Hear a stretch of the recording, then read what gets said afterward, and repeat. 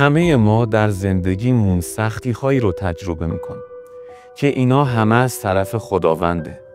خدا میخواد تو قوی تر بشی. نمیخوام مثل همه صحبت کنم. این کسی که داره باهات صحبت میکنه خودش کشیده. توی ویدیوی قبلی گفتم بهت، تازه خلاصه‌شو گفتم. وقتی دیگه نای تحمل این سختی ها رو نداری، دیگه چیکار کنم دیگه؟ بسه، نمیتونم. پس کی نوبت من میشه؟ و هزاران فریاد دیگه. فریاد خوبه، هرچی بلندتر بهتر.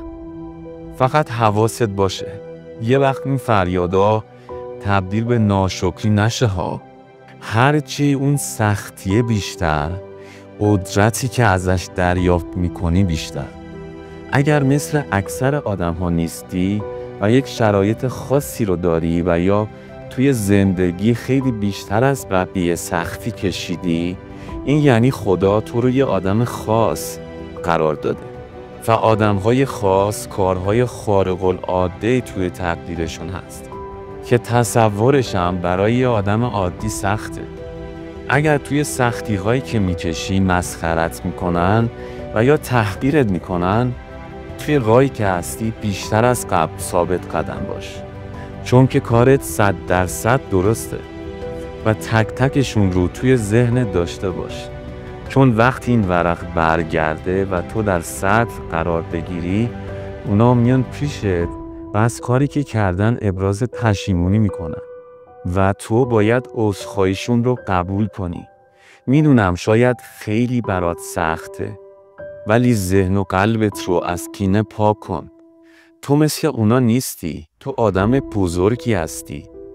درست عذرخواهی رو قبول کردی، ولی نباید باهاشون رفت و آمد یا باهاشون مثل سابق گرم بگیری، چون اونا تو رو مثل یه ماهی قرمز خوشگل توی دستشون داشتن، ولی پرتت کردن بیرون با بی احترامی تمام.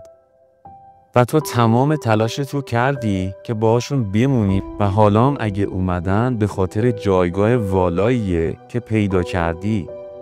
درسته اونا رو بخشیدی، ولی بذار متوجه بشن که دیگه تو رو مثل قبل ندارن. برای این که به این مرحله و به جایگاهی که لیاقتش رو داری برسی، باید در برابر مشکلات صبر کنی. میدونم سخته. توی ذهنت مدام به خودت بگو من خدا رو دارم، من صبر میکنم به خاطر خدا، و مطمئن باش خدا ولت نمیکنه. نمیگه کی این سختی ها تموم میشه و این به خاطر اینه که مطمئن بشه لیاقتش رو داری و وقتی صبرت بالاترین حد خودش رسید و فشارها زیاد شد، گشایش حاصل میشه و ورق بر میگرد. همزمان اوضاع کسایی که بهت ظلم کردنم کم کم دگرگون میشه و تو ذلت اونا رو خواهی دید. یادتون باشه این خط اینم نشون، ذلت ظالم رو مظلوم خواهد دید. این وعده حتمی خداست و در اون هیچ تخلفی صورت نمیگیره. من جواب توهین هایی که بهم میشه رو نمیدم، به خاطر این که اگر جواب بدم اجر صبری که کردم رو ضایع میکنم و اصلاً دوست ندارم چنین اتفاقی بیفته. خدا جواب میده عزیز من، رفیق من، دوست من. نگران نباش و بیتابی هم نکن.